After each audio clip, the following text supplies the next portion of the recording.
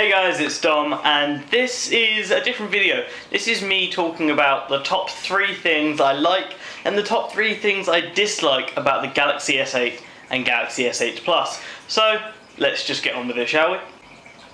Such a good one. Alright, and starting off, we've got probably the one everyone's got on their list, which is the brand new Infinity display. Now this is a 5.8 inch or 6.2 inch 18.5:9 display. They are both rocking the resolution of 2960 by 1440, and oh my god, they look amazing. They are still OLED panels, they are curved on the edges so they wrap around the phone, and the corners of the screen are also curved. And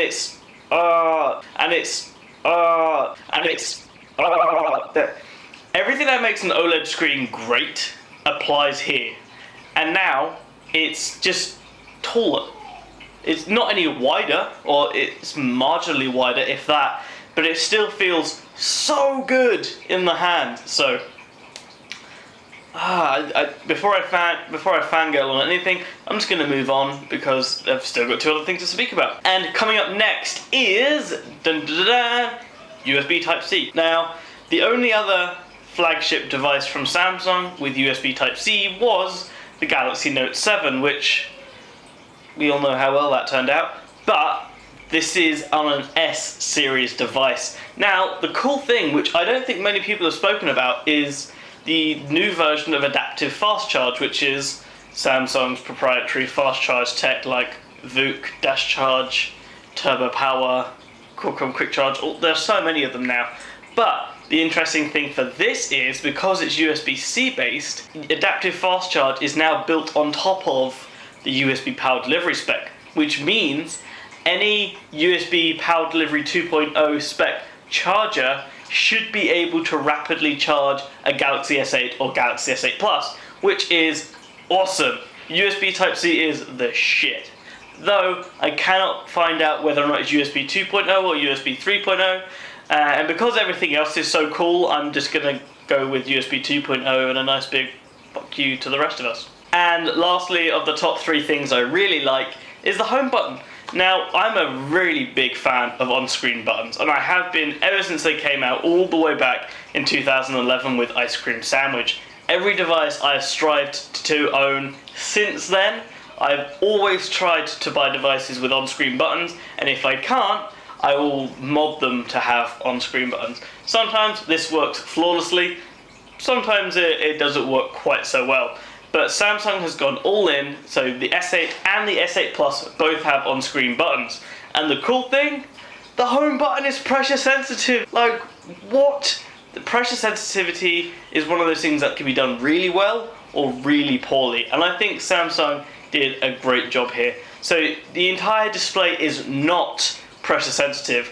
This is not a Force Touch rip-off, clone, whatever. This only applies to the part of the screen where the home button is, and it is so well implemented. The screen is off. Just imagine you're pressing a button, but on the screen, so you just press harder rather than just tapping. You physically press the screen, and it just wakes up. It gives you a haptic vibration like you've clicked a button, and boom, display is open. Don't have to worry about when it works, when it doesn't work, because it's a home button. We're going to move on to the top 3 things I dislike about the Galaxy S8 and the Galaxy S8 Plus.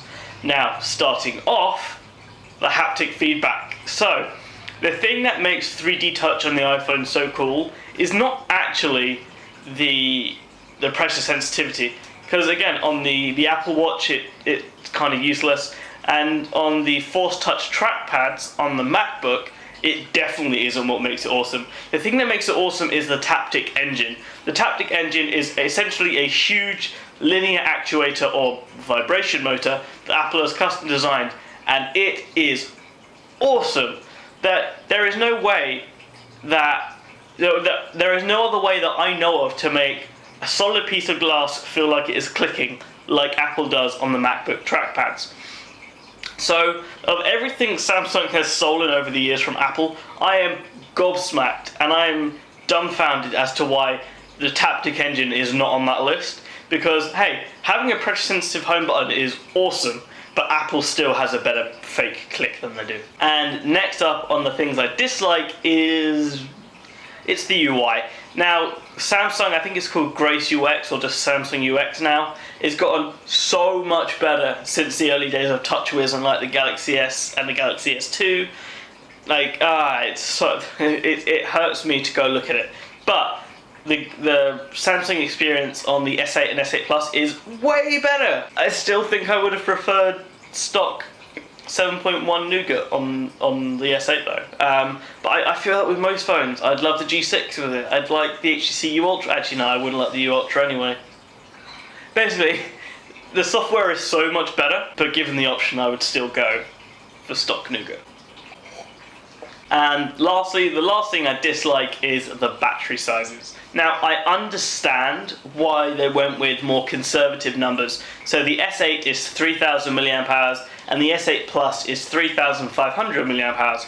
And I understand why. They really didn't want another Note 7 issue, which I think the first one was essentially trying to pack too much stuff in a shell, or as Elon Musk put it, putting 11 pounds of battery in a 10-pound bag. And that's essentially what Samsung tried to do. Basically, they didn't leave enough tolerances, so the corners of the battery curved and the electrodes shorted each other out. And I understand that Samsung doesn't want to do that again, and that makes total sense. Like, I genuinely totally get it. But for something costing as much as it does, you kind of wanted a slightly higher battery capacity, though we really don't know what the efficiency of these displays are, and especially the new 10nm processor, so either the Snapdragon 835 or the Exynos 8895. We just don't know these things yet.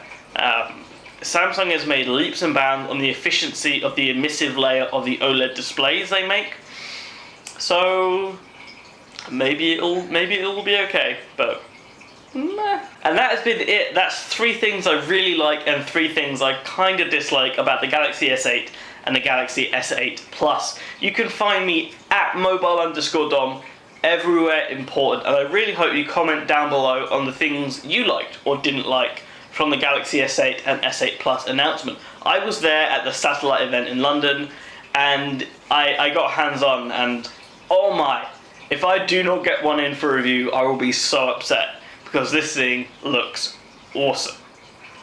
Anyway, until next time guys, I have been Dom, this is my YouTube channel, and I'll see you next time.